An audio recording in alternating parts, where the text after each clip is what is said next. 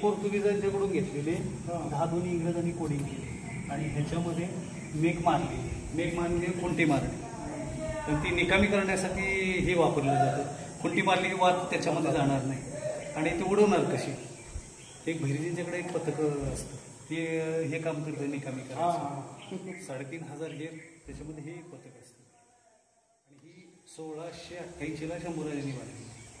16 डिसेंबर 1687ला वाईच्या युद्धामध्ये पडले. तिथून देह इथं आणला, ही अगदी समान इथं आणली आणि मग हा शंभूराजांचा अवतारा बांधला आणि हे 2006ला विजयसिंह मोहिते पाटलांनी हे परत रायगडला जशी महाराजांची मेघडंबरी तशीच त्याचंच प्रतिकृती आहे ती. दादांच्यामुळं खूप छान काम